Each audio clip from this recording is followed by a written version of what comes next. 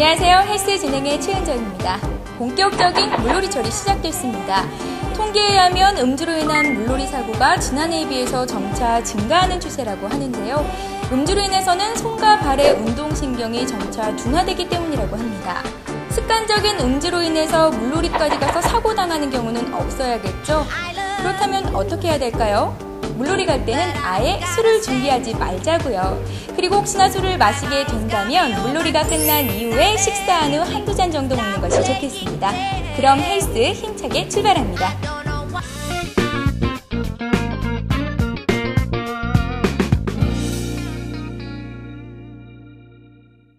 3월의 냄새를 맡고 호흡을 하는데 없어서는 안 될 코.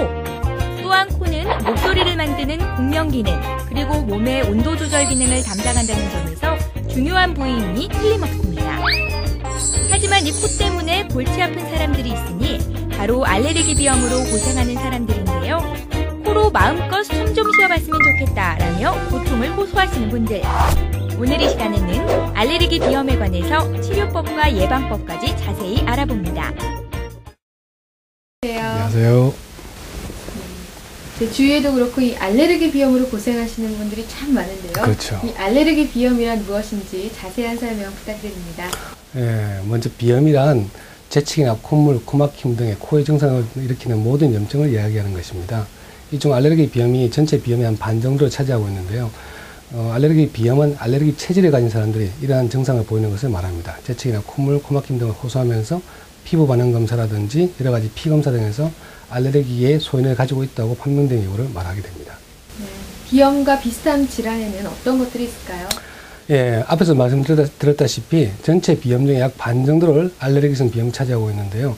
나머지 반 정도를 직업성 비염이라든지 비후성 비염, 혈관 운동성 비염 등 다양한 비염들이 차지하고 있습니다. 이 중 가장 대표적인 것이 혈관 운동성 비염인데요.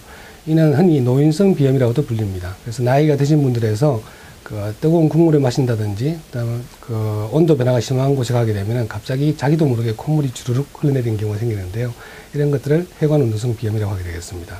이 외에도 코 가운데 뼈가 있는 비중격이라고 하는데, 이 비중격이 휘어져 있는 비중격 만곡증이나 또는 부비동염, 흔히 축농증이라고 불리죠. 부비동염의 경우에도 비슷한 증상을 보일 수가 있습니다. 네, 많은 분들이 축농증과 비염을 많이들 헷갈려 하십니다. 그게 뭐가 다른지 설명 좀 해주시죠. 예, 사실 일반인들이 보시기에 비염이나 축농증과의 구별은 쉽지가 않습니다.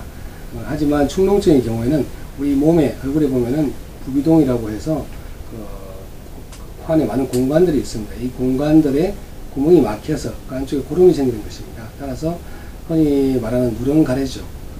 화농성 비두가 생기게 되는데, 이런 것들이 동반된 경우는 대부분 부비동염, 축농증인 경우가 많고요. 아닌 경우에는 일반적인 비염인 경우가 많습니다. 또한 비염의 경우에는 앞서도 말씀드린 바와 같이 여러 가지 피부 검사라든지 알레르기 검사를 통해서 알레르기 여부를 확인을 하게 되겠습니다. 네, 병원에서 알레르기 비염의 진단은 어떻게 이루어지는지 궁금합니다. 예, 일단 환자가 오시면은 증상을 확인하게 됩니다.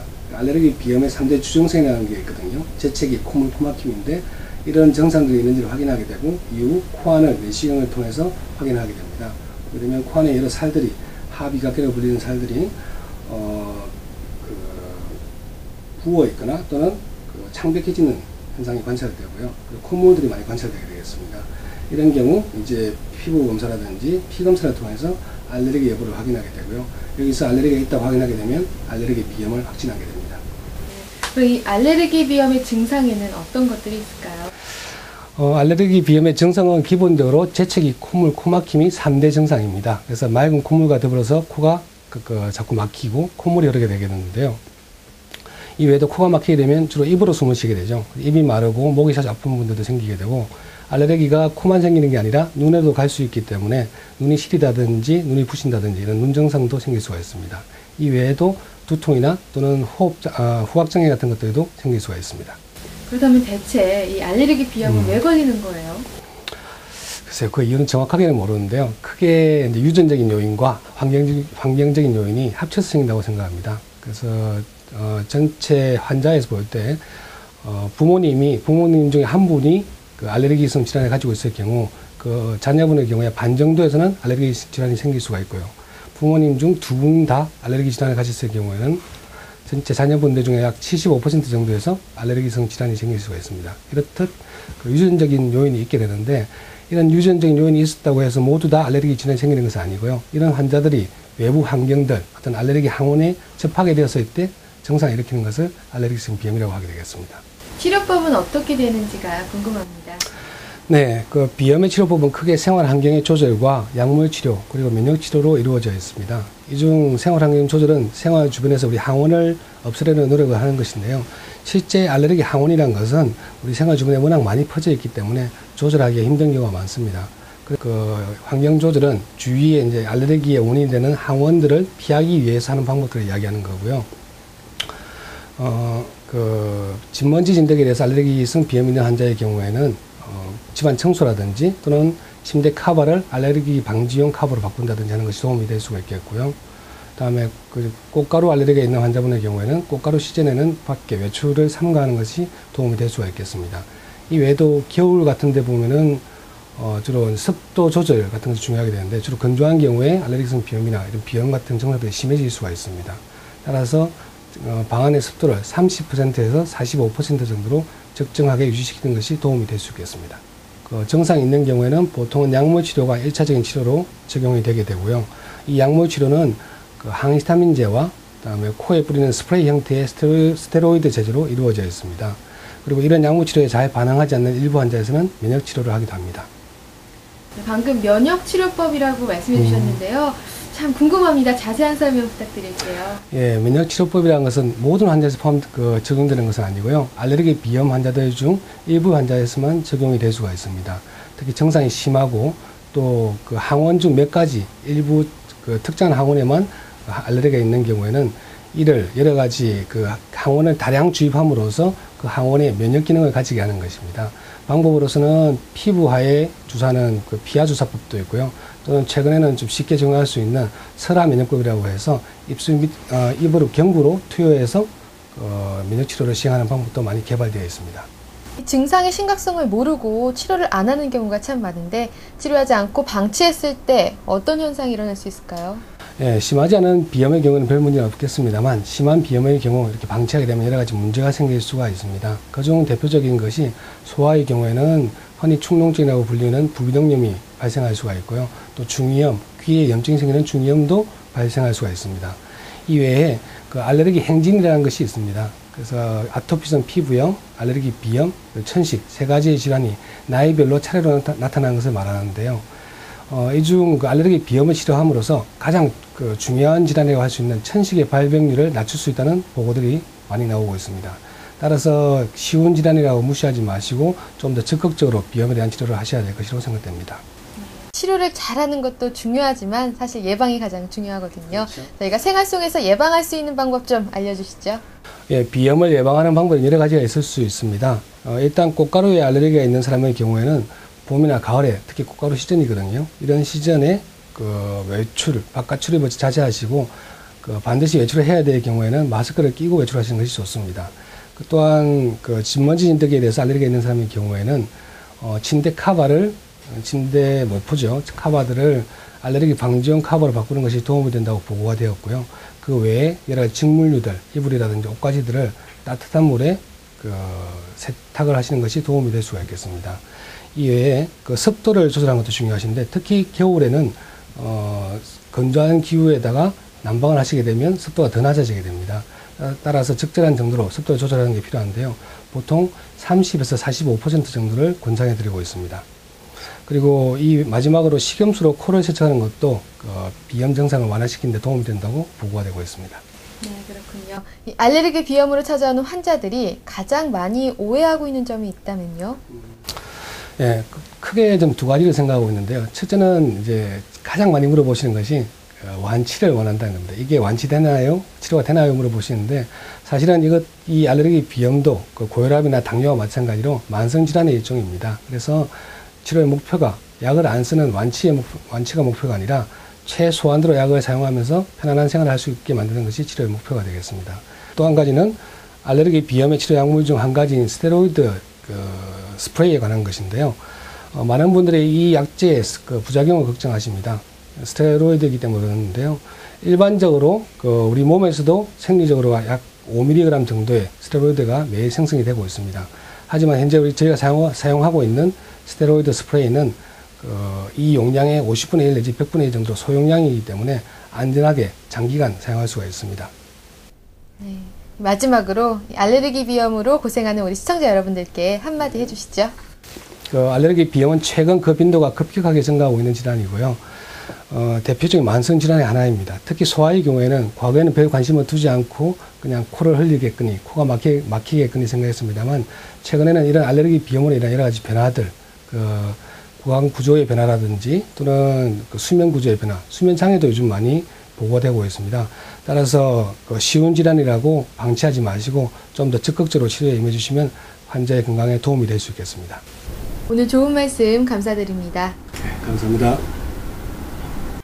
알레르기 비염에 대한 전문의와의 상담 도움이 좀 되셨나요?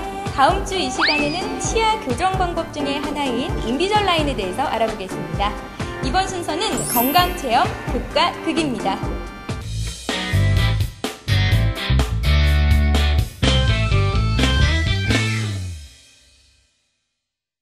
안녕하세요. 건강체험 극과 극의 김은정입니다.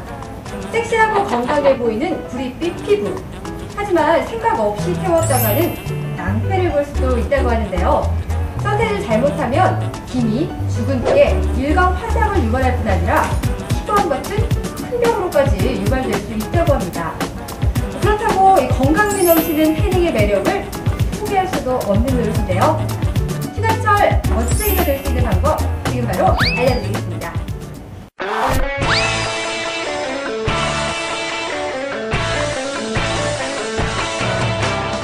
안녕하세요. 예, 안녕하세요. 먼저 샵에 대한 간단한 소개부터 부탁을 드릴게요. 저희는 이제 에스테틱 샵이 아닌 일반적으로 태닝만 전문적으로 할 수 있는 태닝 전문 샵입니다. 태닝의 필요성 어떻게 말씀을 해주실 수 있으실까요? 글쎄요, 태닝의 필요성이라 보시면은 일단은 여름철이잖아요. 여름철에 강한 자외선을 이제 강한 자외선으로부터 피부를 보호하기 위함이라고 보시면 그게 맞는 것 같으세요. 그럼 고객님들이 많이 찾으실 텐데요. 네. 고객님들이 샵을 찾는 이유가 있다면? 일반적으로 매니아층이라고 그러죠.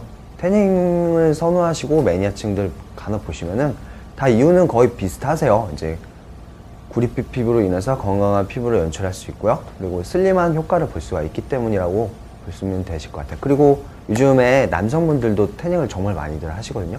남성분들 운동하시는 분들 같은 경우는 이제 근육을 돋보이기 위함이라도 보시면 맞으실 것 같으세요. 보통 태닝은 시각적인 건강함 때문에 보통 태닝을 하게 되는데요. 그쵸. 시각적인 건강함 말고도 또 얻을 수 있는 것이 있다면 어떤 것들이 있을까요? 야외 태닝과 실내 태닝 둘 다 이거는 겸용해서 말씀드릴 수 있는 건데요. 일단은 방금 말씀하신 것처럼 외향적인 문제도 있지만은 이제 치료용으로도 많이 쓰여요. 아까도 누누이 말씀드렸지만은 이제 한 예로 성수기 때 많이들 놀러 가시잖아요. 인공 태닝을 하시고 이제 바닷가 해변 강한 자외선을 받게 되면은 피부로부터 멜라닌 색소는 피부를 보호하기 위해서 올라오는 거거든요. 그렇기 때문에 이제 이 멜라닌 색소로 인해서 UV가 반사가 돼요. 깊게 투과가 안 되는 거죠. 그래서 흔히들 여성분들 비키니 라인이라고 그러잖아요. 그런 라인이 생기지가 않으세요. 태닝을 하고 놀러 가시면은. 그런 것도 감안할 수 있고요. 그리고 이제 뭐 껍질이 벗겨진다 그러잖아요. 이런 각질 탈락이라든지 그런 점이 없으세요. 이곳에서 진행 중인 태닝 프로그램 어떤 것들이 있나요? 단계라고 보시면은 일단은 초급용이라고 보시면요. 이제 태닝 처음 하시는 분들, 피부 약하시고 뭐 건성이고 그리고 뭐 아토피가 있거나 피부가 정말 투명도가 얇으신 분들, 그런 분들은 이제 초급용을 이용을 하시면 되시고요. 저희가 흔히들 알고 있는 이제 일반 보편적인 분들 같은 경우는 중급용으로 들어가세요. 중급용이라 보시면은 이제 컬러가 라인별로 많이 구분이 되세요. 예, 여성분들 같은 경우는 흔히들 말하잖아요. 뭐 원하시는 컬러 있으세요? 그러면 구릿빛이요, 뭐 골든 계열, 이게 옐로우 계열이거든요. 남성분들 같은 경우는 이제 갈색, 레드 계열이라고 그래요. 저희한테는 이제 다크 계열, 아니면 다크라 보면 약간 검정색 계열이라고 보시면 맞으시거든요. 레드나 다크를 남성분들을 많이 선호들 하시죠.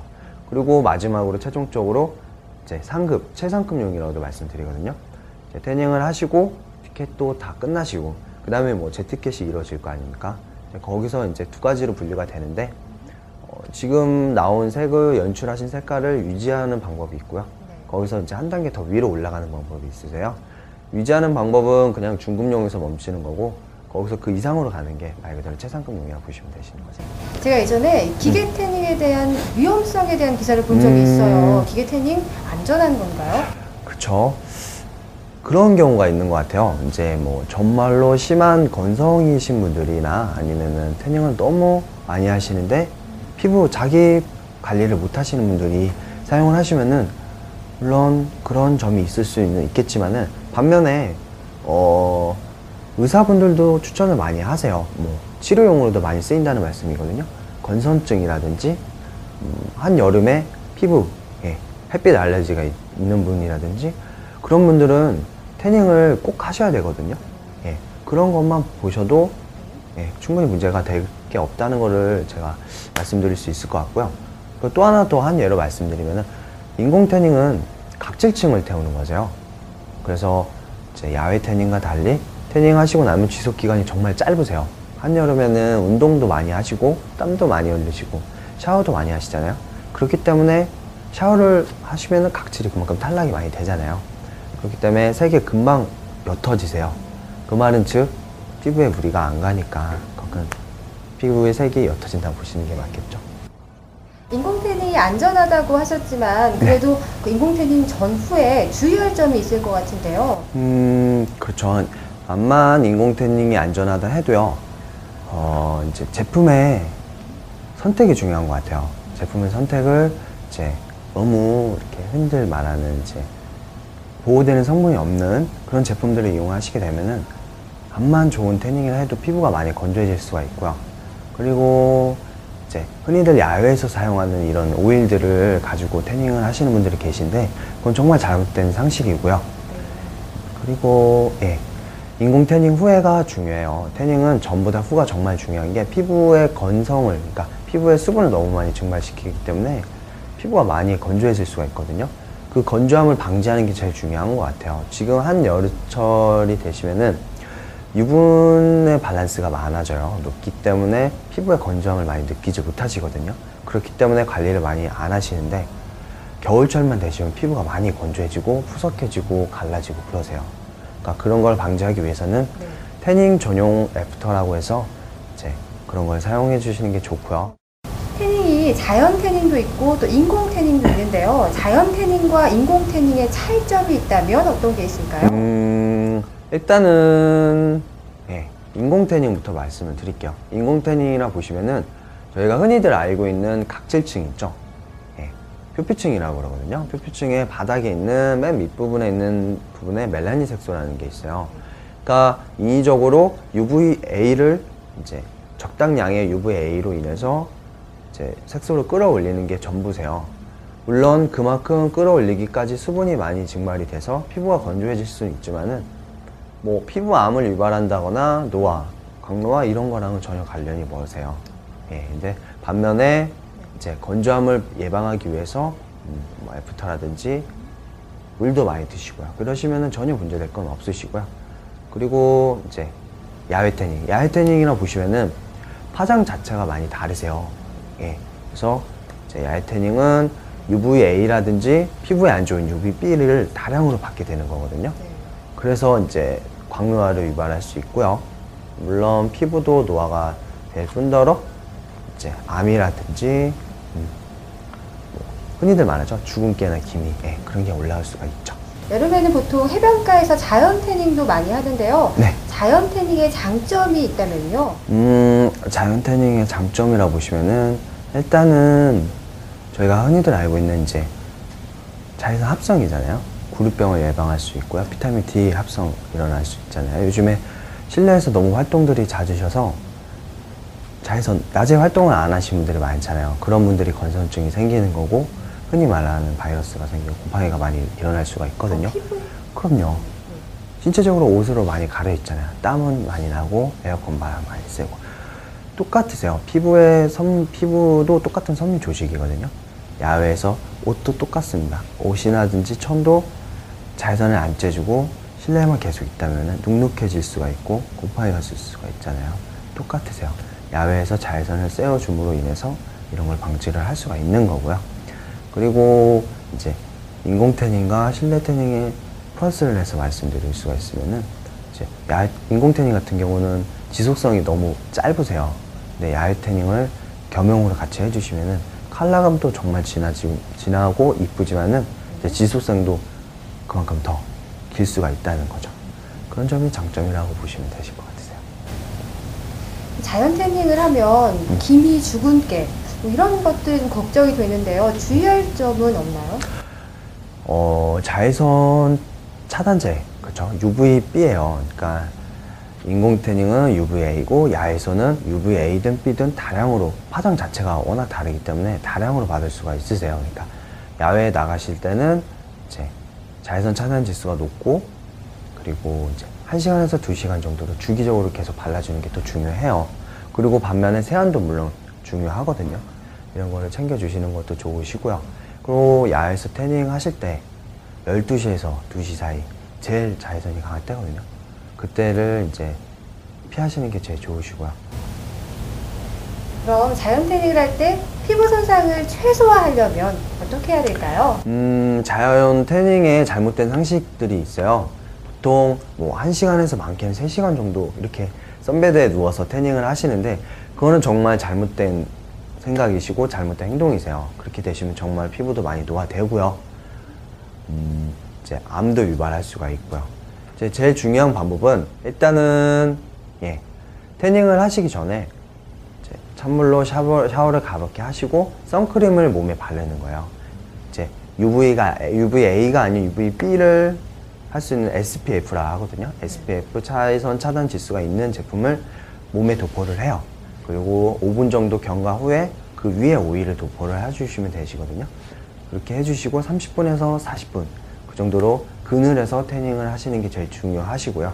그리고 아까 누차 말씀드렸듯이 12시에서 2시 사이를 피해주시는 것도 좋고요. 그리고 야외 태닝 후에, 야외 태닝 후에는 이제 찬물로 가볍게 진정작용을 하거든요. 찬물로 가볍게 샤워를 하시고요. 그리고 이제 태닝 전용 애프터라든지 알로에 아니면은 바디로션을 발라주시는 게 좋으세요. 저 같은 피부는 어떤 단계가 되는지? 피부가 어떻게 건강하세요? 훨씬 건강하죠. 그래요? 그러면은 중국용으로 가셔도 되실 것 같고요. 그냥 사람들이 많이 쓰시는 구릿빛 쓰시면 잘 어울리실 것 같으세요. 네, 오늘 말씀 정말 감사드립니다. 네. 네, 고맙습니다. 네, 감사합니다. 여러분, 블론징 메이크업이라고 들어보셨나요? 마치 태닝을 한 것처럼 구릿빛 피부로 화장을 하는 것이 블론징 메이크업인데요. 피부 손상이 두려워서 그동안 화장으로 흉내만 내셨다면 올여름에 건강하게 그리는 방법 잊지 마셨다가 해변가에 빗속이 돼보자고요. 이상 건강체험 극과 극이었습니다.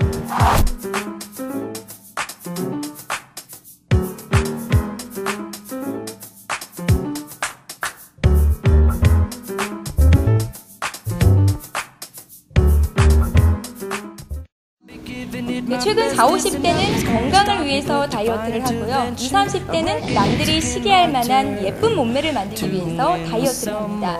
하지만 무리한 다이어트로 인해서 병원에 실려가거나 심지어는 사망하는 경우까지 발생한다고 하는데요. 살은 찌기는 쉽지만 빼기는 참 어렵습니다. 다이어트를 하기 위해서는 식이조절요법 그리고 스트레스를 덜 받는 것도 중요하지만요. 무엇보다도 운동과 자신만의 강한 의지가 중요하겠죠.